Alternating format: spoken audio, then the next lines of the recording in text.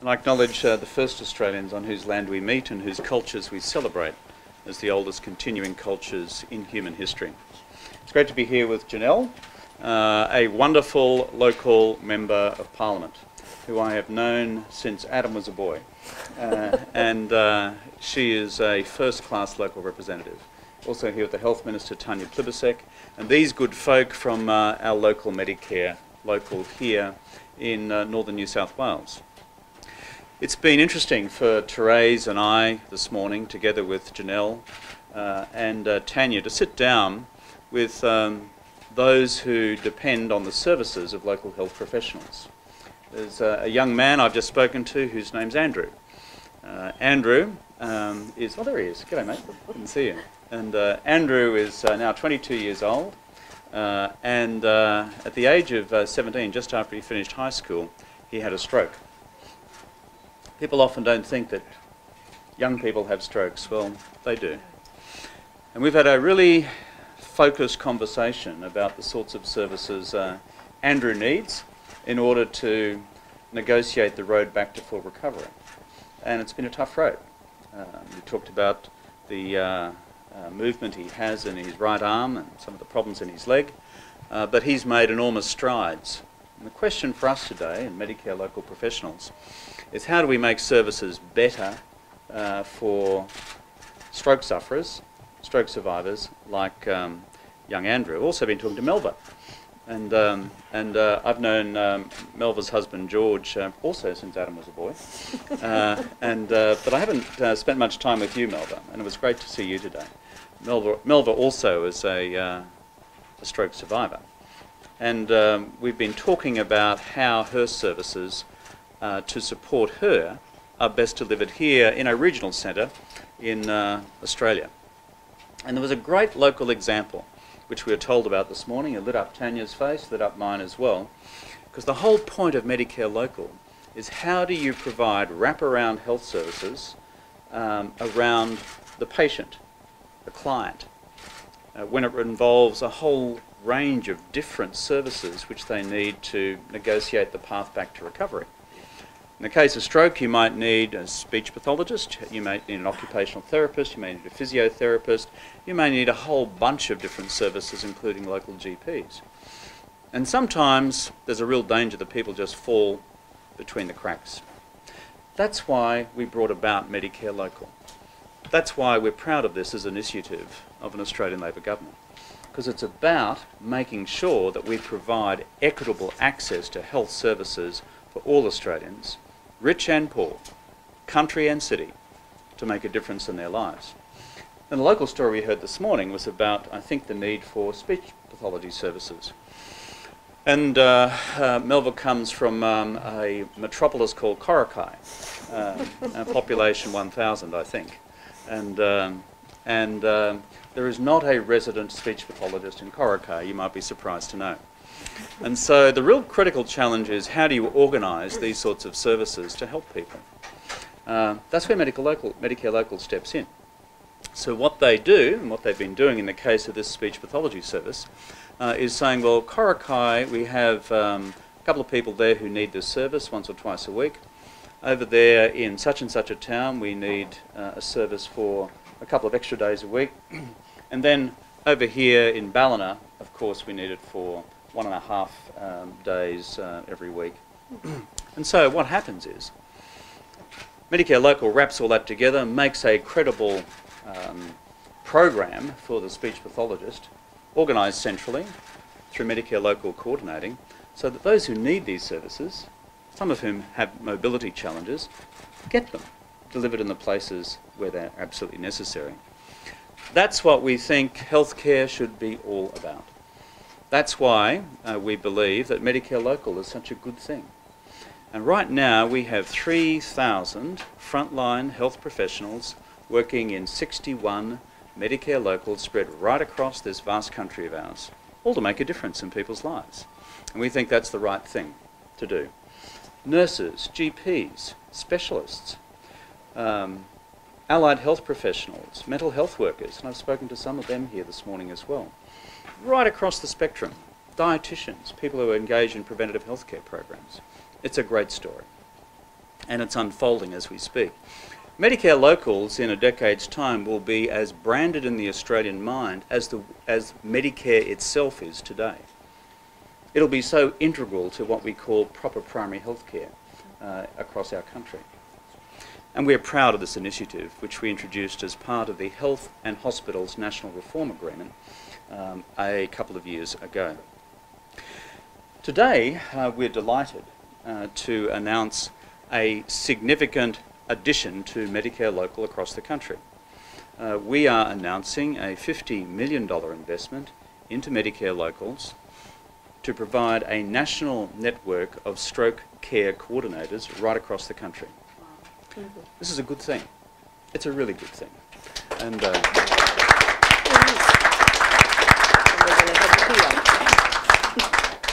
let me, I didn't see those journalists clap, did you? No. They're professionally prohibited from so doing. Let me just give you some facts and figures. 23 Australians will die today of stroke. Something like 8,300 odd will die this year. Some 325,000 odd Australians are stroke survivors. This is a big medical challenge for our great Australian family. And the question is what we do about it. Just as the question is what we do with the other major disease categories as well. And that's why this is going to be important, so that in every Medicare local across this country, in partnership with the Australian Stroke Foundation, if you find yourself in difficulty with stroke, then these folk are there to work out your coordinated care program the moment you leave the hospital. That's the whole point, because you involve so many different professionals. And our great fear is that people just fall between the cracks. The Australian Stroke Foundation, we're investing some $20 million in so that they are part and parcel of the rollout of this plan nationwide. So that when a person leaves a hospital, Australian Stroke Foundation, through their network, will contact the person, work them with Medicare Local to design the coordinated care package. That is a good thing for all those Australians afflicted with this condition. So we're proud of it. We think it's going to make a huge difference. One other thing that Tanya was briefing me about on the plane today is how do you go about the best possible diagnostics for stroke if you don't happen to be living in a big city with a major tertiary hospital next door. I'm no medical expert. I've been on the receiving end of surgeons' knives in the past, but I'm no medical expert. But what I understand is, and I stand to be corrected by all my medical experts around, there are essentially two broad categories of stroke, one involving a clot and the other involving a bleed. And if you misdiagnose one for the other and prescribe the wrong treatment, you can end up in all sorts of trouble. All sorts of trouble. So, in Victoria at the moment, what we're doing in partnership with the Victorian Health System is rolling out an NBN application whereby if you are in a country hospital which may have an intern there as the overnight resident doctor, and they are not so polished at how to best diagnose these things because they're young in their career or they're inexperienced. Through this NBN health-related service, there will be a link between the 24-hour expert in stroke diagnosis at one of the major tertiary hospitals in Melbourne and to all the other smaller hospitals around the state, so that an immediate online diagnosis can occur. The imaging can be transferred immediately so that you know as early as possible whether this is in fact a bleed or a clot and what therefore you do about it. I'm just looking for some affirmation from medical experts here, just to say I haven't committed a complete catastrophe in my attempt to describe what happens with stroke and how you best deal with it. A few other comments. Here locally, as I said, Janelle has been right behind Medicare Local. It's headquartered here in northern New South Wales in Ballina. There are 4 branches serving great communities like those at Coffs, those at Tweed and Lismore and Port. And so this is a great network. In this area alone, there are now 161 participating professionals, I'm advised this morning. So it's a great network which is emerging. I said before that Janelle's a fantastic local member. When I looked at her extraordinary record of local achievements, they come thick and fast. But they also illustrate, I think, the difference between a government like ours committed to building up the nation's health and hospital system, as opposed to our opponents who want to cut it down, brick by brick, service by service. And the real tragedy here today, as we announce this, is that Mr. Abbott, if he's elected, is committed to the sacking of all 3,000 Medicare local frontline health professionals. So what you have before us right now is the human face of the impact of Mr. Abbott's policy decision. So I think it's very important for Australians to understand this. Here in Janelle's electorate, across the board, I just see example after example of how we're building up the local community. In the health and hospital services, we've been investing right across the state. And here in this local area, that would mean that we'd lose 80 or 90 frontline healthcare services just through Medicare local. School Kids Bonus, another example. 10,600 families here in Page benefit from the School Kids Bonus. So on top of losing 80 or 90 jobs by the abolition of Medicare local, 10,500 families would lose the School Kids Bonus under Mr. Abbott. And so the list goes on, whether it's NBN, where we are connecting this entire community, and where Mr. Abbott would happily leave this community with second and third-rate broadband in the future. The list goes on. We're in the business of building the economy and jobs up.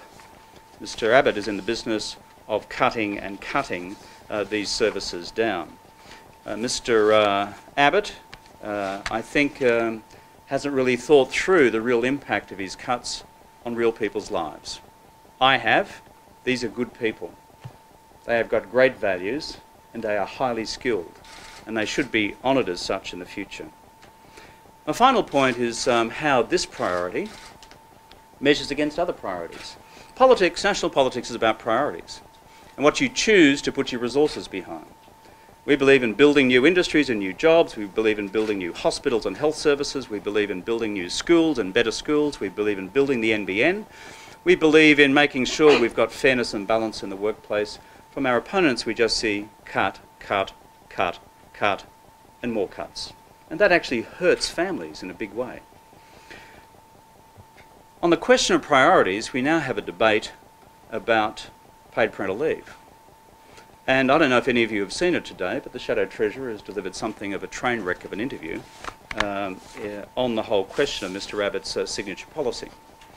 Mr. Hockey was asked about how this policy, which provides $75,000, up to $75,000 to people under the PPL scheme, paid for, by the way, by everybody else.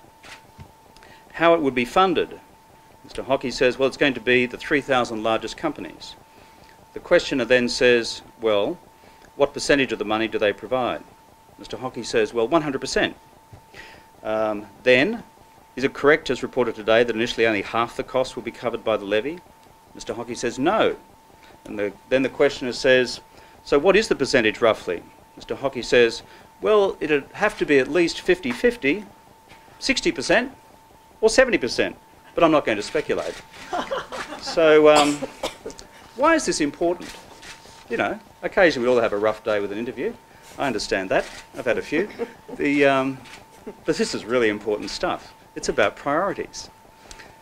They are proposing to spend $6 billion of your money on providing up to $75,000 to a small group of people under PPL. And they can't answer the simple question of how this will be funded. What jobs will be cut, what services in health and education will be cut, or what taxes like the GST will be increased to pay for the lot. Well, I would just say this very, very plainly in terms of where all this lands us in this great national political contest in which we're engaged today. If Mr. Hockey can't answer the most basic question of how to fund Mr. Abbott's signature policy on PPL, then let me tell you how they're going to fund it. They're going to fund it by cutting 3,000 frontline healthcare workers, their jobs. They're going to cut basic health and hospital and education services, and then offer you the prospect of an increased goods and services tax. I don't think that's the right priorities for Australia. I think they're dead wrong priorities. I'm passionate about defending Medicare local. I will fight in this election right through to the end in ensuring that the message of better health and hospital services is delivered clear and loud to every Australian, and knowing what's on the line if Mr Abbott was to become the government. Our plans are clear. Here is the human face of our plans. Here is the human face of those who are assisted by our plans. That's what we're doing. That's what we believe in. Health and hospital services, Medicare, Medicare local, they're in Labor's DNA.